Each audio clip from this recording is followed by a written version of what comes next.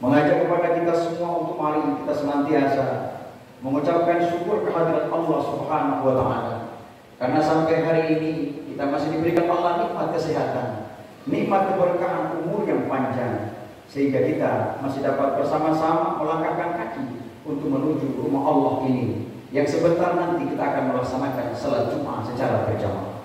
Mengapa kita harus bersyukur?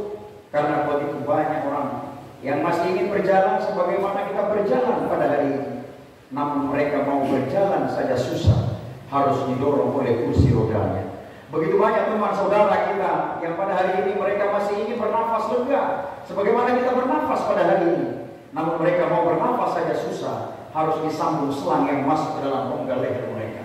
Begitu banyak mereka yang masih ingin hidup sebagaimana kita hidup pada hari ini, namun beberapa hari yang lalu ada teman saudara kita yang mereka sudah tidak hidup sebagaimana kita pada hari ini, namun mereka sudah harus diusung oleh keranda jenazah. Salawat dan salam mari kita aturkan kepada junjungan kita Nabi besar Muhammad sallallahu alaihi wasallam, yang telah mengangkat kita minaz zulumati ilan nur, dari alam kegelapan menuju alam yang penuh dengan cahaya, dari alam jahiliyah tidak beradab sampai pada zaman ini. Kita penuh dengan keberadaban, penuh dengan etika dan tata krama, yang muda menghargai yang tua menghormati yang lebih muda, sehingga kita bisa hadir di tengah-tengah berbagai macam kebinekaan, berbagai macam perbedaan.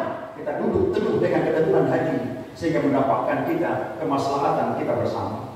Sehingga pada kesempatan ini, hari ini adalah hari Jumat. Di dalam istilah Islam dikenal dengan sebutan Sayyidil Ayyam, adalah raja atau penghulu atau nenek moyang dari segala hari. Umat Nasrani mengambil keistimewaan hari mereka Yaumul Ahad atau hari Minggu. Umat Yahudi mengambil keistimewaan Yaumul Sabti atau hari Sabtu. Kita umat Islam mengambil keistimewaan adalah Yaumul Jumat. Ketika kita pada hari ini hari Jumat, fas'au ila dzikrillah wa dzarul bai'a dzalikum khairul lakum in kuntum ta'lamun. Hai orang-orang yang beriman, ketika telah diserukan panggilan azan pada hari Jumat, maka bergegaslah kalian berlari memenuhi panggilan Allah. Sesungguhnya itu lebih baik bagi kalian orang-orang yang mengetahui. Nah, firman Allah ini jelas. Apapun pekerjaan kita, apakah kita sebagai aparat TNI dan Polri, sebagai pegawai negeri sipil, sebagai pedagang, sebagai nelayan, sebagai penjaga masjid, sebagai guru dan lain-lain, wartawan sebagainya, ketika panggilan azan berkumandang, maka fas'au, bergegaslah kalian berlari memenuhi panggilan Allah pada hari Jumat. Sesungguhnya itu lebih baik bagi kalian orang-orang yang mengetahui. Adakah kita mengerti bahwa manusia dipanggil hanya 3 kali saja? Panggilan yang pertama adalah panggilan azan, tunaikanlah. Panggilan yang kedua adalah panggilan haji, ketika kalian mampu tunaikan. Panggilan yang terakhir adalah inna lillahi wa inna ilaihi raji'un. Adakah ketika kita sehat kadang-kadang pada zaman ini, kadang mereka sehat, mereka katakan mereka sakit, mereka mampu berbagi kepada orang yang susah, mereka mengatakan mereka tidak mampu. Mereka mampu mempunyai harta, mereka untuk berbagi, membangun rumah Allah, masjid, mereka melewati, hanya mereka menonton semuanya. Bahkan mereka mempunyai pangkat jabatan, mereka abaikan orang-orang yang di bawahnya.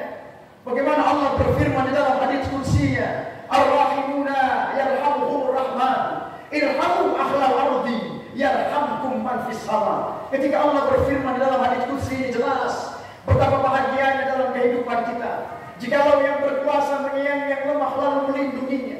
Orang yang alim menyayangi yang awam yang tidak tahu apa-apa, mereka berbagi ilmunya. Sementara orang yang kaya mengulurkan tangan memberikan bantuan kepada orang-orang yang susah, akan tercipta rahmat di dalam kehidupan ini.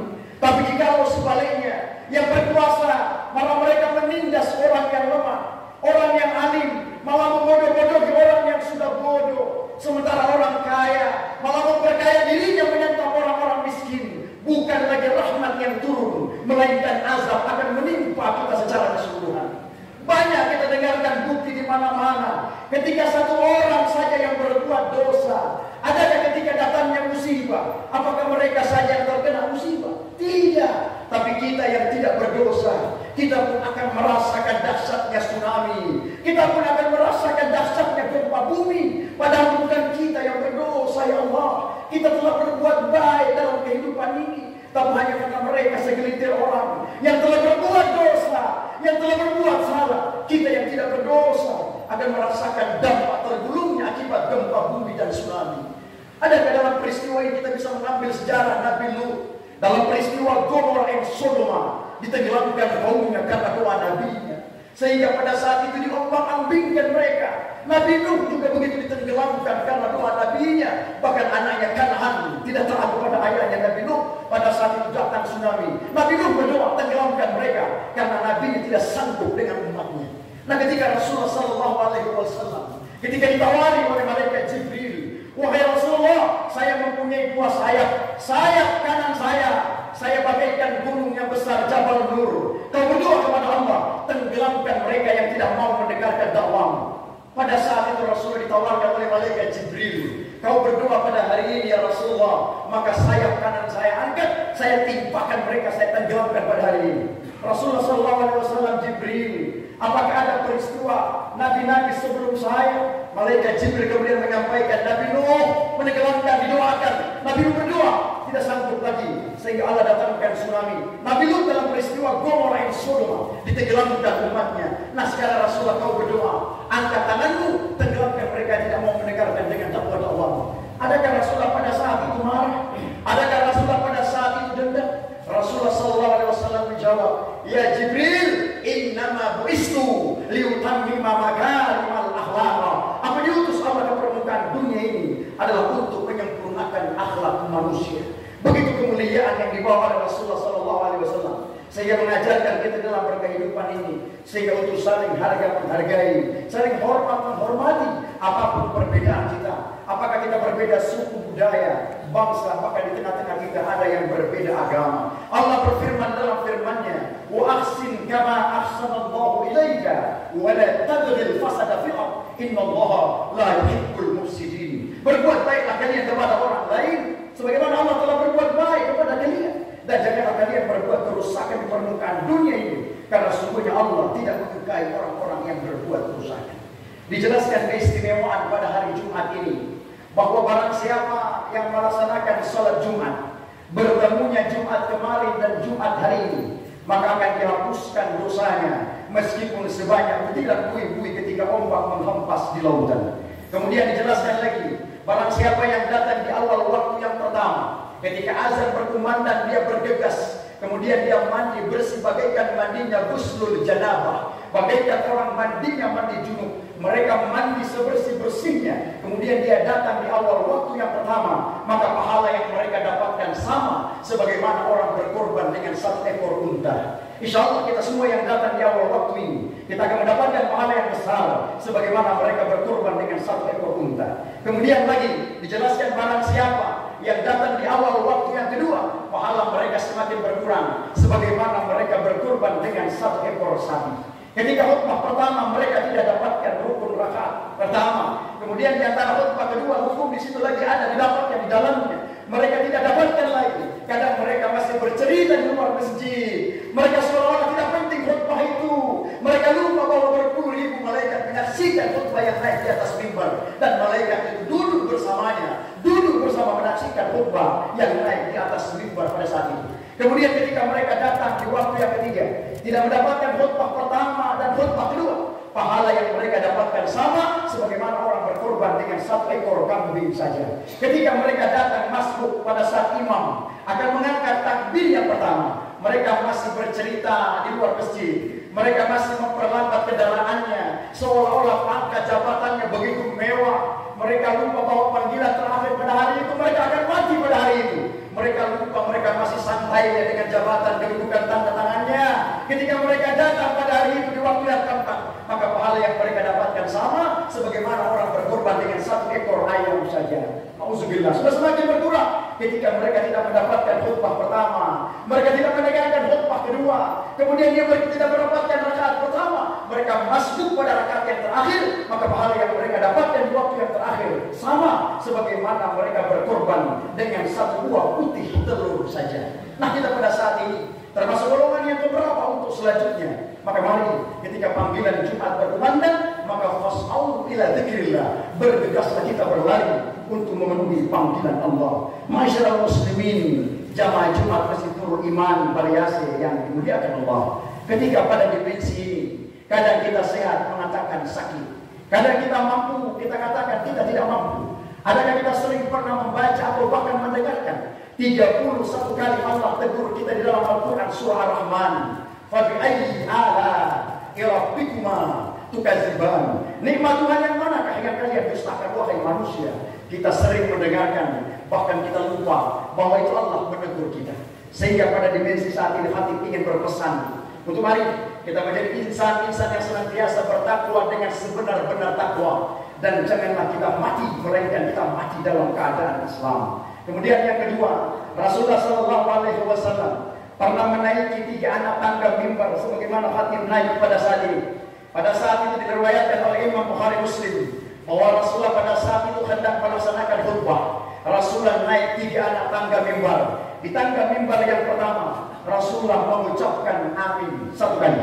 Kemudian Rasulullah naik di tangga mimbar yang kedua, mulut Rasulullah mengucapkan amin lagi. Jadi sudah 2 kali aminnya. Kemudian Rasulullah naik di tangga yang ketiga yang terakhir, mulut Rasulullah mengucapkan amin 3 kali. Setelah Rasulullah selesai khutbah, sahabat kemudian bertanya, "Ya Rasulullah, kenapa mulutmu mengucapkan amin sebanyak 3 kali? Adakah kau sakit? Ada apa gerangan? Kami tidak melihat siapa yang datang bertanya kepadamu. Tapi bisakah kau menjawab apa amin makna yang kau ucapkan tanda kau naik mimbar tadi?" Rasulullah SAW menjawab, "Wahai sahabat, saya melihat, kalian tidak melihat. Saya merasakan, kalian tidak merasakan. Saya mendengarkan, kalian tidak mendengarkan. Bahwa pada saat saya mau naik di tangga mimbar khutbah itu, bahwa saya didatangi oleh malaikat Jibril meminta saya mengaminkan 3 doanya." Nah, ketika pada saat itu sahabat bertanya, "Apakah isi 3 doa malaikat Jibril itu ya Rasulullah?" Akhirnya Rasulullah SAW menjawab, doa malaikat Jibril di tangga mimbar yang pertama, "Ya Allah, jangan kau terima amal ibadah seorang hamba yang tidak mau mengucapkan salawat atas nama Nabi-Nya." Ketika ada kita mendengarkan nama sallu ala Nabi, maka mari kita semuanya mengucapkan Allahumma salli wa sallim wa barik alaihi. Nah, malaikat Jibril berdoa, jangan kau terima amal ibadah seorang hamba yang mengaku umat Muhammad, namun mulutnya kikir, mulutnya bakhil, mulutnya berat mengucapkan salawat atas nama Nabi. Nah, ketika kita tidak mau mengucapkan salawat, lantas kita termasuk golongan umat Nabi yang siapa? Kita adalah umat daripada Rasulullah SAW. Kemudian di tangga yang kedua, apa doa wahai Rasulullah sampai malaikat Jibril berdoa kemudian engkau mengaminkan? Rasulullah menjawab doa malaikat Jibril di tangga yang kedua, "Ya Allah, jangan kau terima amal ibadah seorang anak yang durhaka terhadap kedua orang tuanya. Mereka membiarkan orang tuanya tua semakin lama semakin sakit. Makin hari usia mereka semakin muda semakin kuat. Orang tuanya semakin rentah, ya Allah, tidak bisa berjalan, dibapa sampai meneteskan air mata. Adakah kita sebagai anak-anak menyadari diri? Wahai ayah, pada saat aku lahir ayah, engkau lah yang menazarkan aku ayah. Tapi tunggu ayah, ketika engkau meninggal dunia, tangan anakmu yang akan menazarkan engkau kembali. Wahai ayah, wahai ayah, tanganmu dulu yang menimpa, menggendong, menyanyikan, mengajikan ke telingamu ayah. Tapi tunggu ketika engkau meninggal dunia ayah, tangan anakmu lah yang berganti, mengangkat jenazahmu, mengajikan, menazarkan ke telingamu. Wahai ayah, dulu aku tidak bisa berjalan, engkau menggendong, memapa, merangkul aku kemanapun aku pergi ayah. Tapi tunggu ketika engkau tua tidak bisa berjalan, tangan anakmu yang mengangkatmu ke pundak anakmu, aku akan membawa kemana wahai ayah orang tuamu. Adakah kita anak-anak di dimensi saat ini malu membiarkan orang tua dalam keadaan sakit? Adakah kita anak-anak yang sebagaimana kita malu bahkan menghinakan orang tua mereka? Bahkan kita berkata kepada mereka, "Fala taqul lahuma uffin wa la tanharhuma wa qul lahuma qawlan karima." Janganlah kau berkata kafir, kepada orang tuamu, tapi berkatalah lemah lembut dan berbuat baiklah kepada mereka. Kemudian yang terakhir, di tangga yang terakhir, Rasulullah SAW ditanya oleh sahabat, "Ya Rasulullah, apakah doa terakhir malaikat Jibril?" Kemudian Rasulullah menjawab doa di tangga yang terakhir, doa malaikat Jibril, "Ya Allah, jangan kau terima amal ibadah mereka seorang hamba yang ketika bertemu Ramadan dia beriman, ketika hilang Ramadan maka hilang juga keimanan mereka. Dia taat ibadah hanya pada saat Ramadan, ketika tidak Ramadan maka tidak juga ibadah." Masyaallah muslimin jamaah Jumat Masjid Iman yang dimuliakan Allah. Kemudian kesimpulan yang terakhir, insyaallah Allah akan mengangkat derajat kita pada hari ini adalah Sayyidul Ayyam. Hari Jumat ini adalah raja atau penghulu atau nenek moyang dari segala hari, atau jawabannya jagoan dari segala hari. Insyaallah kita akan diangkat derajat kita sebagaimana nama masjid ini, Nurul Iman, adalah cahaya keimanan. insya Allah kita akan diberikan kesejahteraan, kebahagiaan kita, kemurnian hati, ketulusan hati di PTN Bali Asri yang dimuliakan Allah Subhanahu wa Ta'ala. Barakallahu li wa lakum fil Qur'anil azim wa nafa'ani wa iyyakum bima fihi min al-ayat wa dzikril hakim wa taqabbala minna wa minkum tilawatahu innahu huwas samiul alim. Aqulu qawli hadha wa